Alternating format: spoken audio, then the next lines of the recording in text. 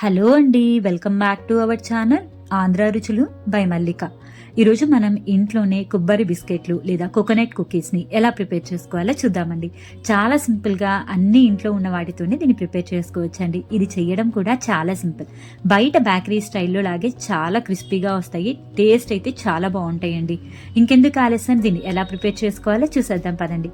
దీనికంటే ముందుగా మన ఛానల్ని కొత్తగా ఎవరైనా విజిట్ చేస్తుంటే కనుక ప్లీజ్ సబ్స్క్రైబ్ మై ఛానల్. ముందుగా ఒక మిక్సింగ్ బౌల్ తీసుకొని దాంట్లో అరకప్పు వరకు కరిగించిన వెన్న వేసుకోండి.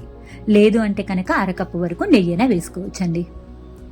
ఇందులోనే ఒక అరకప్పు వరకు షుగర్ పౌడర్ వేసుకోండి, అంటే పంచదార పొడిని. ఇవి రెండు కూడా బాగా మిక్స్ అయ్యేలాగా వీడియోలో చూపిస్తున్న విధంగా స్పూన్తో ఈ విధంగా బీట్ చేసుకుంటూ కలుపుకోండి. చక్కగా మొత్తం కూడా మిక్స్ అవ్వాలండి.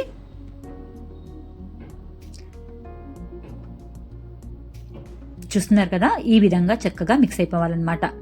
మనకి ఇలా క్రీమీ టెక్స్చర్లు రావాలి. ఇప్పుడు ఇందులోనే 1 కప్పు వరకు మైదా పిండిని జల్లించి వేసుకోండి.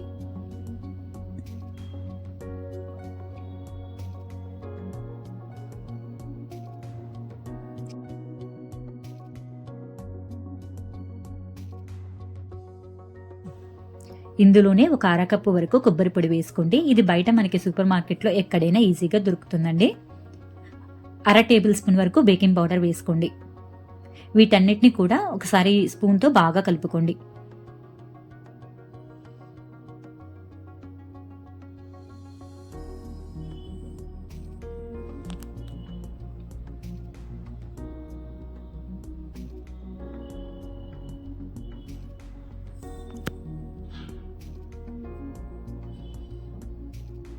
ఇలా మొత్తం బాగా కలిసిన తర్వాత ఇందులో 1 లేదా 2 టేబుల్ స్పూన్ల వరకు పాలు పోసుకొని మనకి చపాతీ ముద్దలాగా వచ్చేలాగా కలుపుకోండి.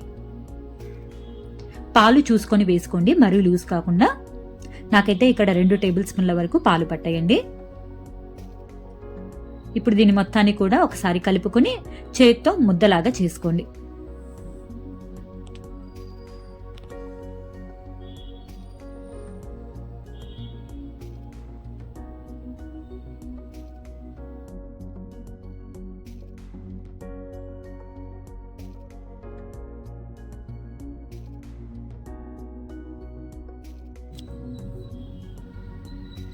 చూస్తున్నారు కదండి, ఈ విధంగా చక్కగా ముద్దలాగా చేసుకోండి. ఇప్పుడు ఒక ప్లేట్లో కొంచెం కొబ్బరి పొడి వేసుకుని పక్కన పెట్టుకోండి.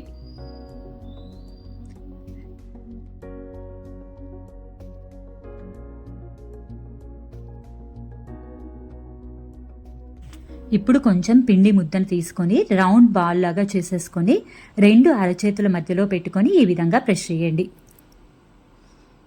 చూస్తున్నారు కదండి, ఈ విధంగా ప్రెస్ చేసేసుకోండి. ఇప్పుడు వీటిని కోకోనట్ పౌడర్లో డిప్ చేసుకుని పక్కన పెట్టేసుకోండి. ఇదే విధంగా మనం బిస్కెట్స్ అన్నిటిని కూడా ప్రిపేర్ చేసుకోవాలండి.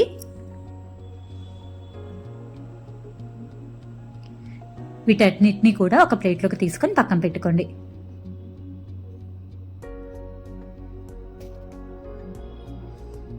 మీకు ఏ సైజ్ కుకీస్ కావాలంటే ఆ సైజులో అన్ని కూడా ఒకే సైజులో వచ్చేలాగా చేసుకోండి.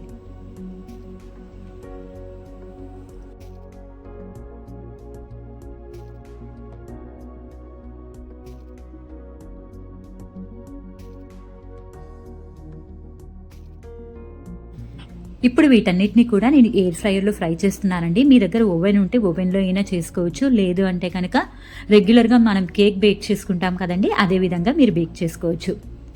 ఇక్కడ నేను ఎయిర్ ఫ్రైయర్ టిన్లో బటర్ పేపర్ పెట్టేసి దాంట్లో ఒక్కొక్కటిగా ఈ విధంగా పెడుతున్నానండి. కొంచెం కొంచెం గ్యాప్ ఇచ్చుకొని పెట్టుకోండి, నేనైతే గ్యాప్ ఇవ్వలేదు.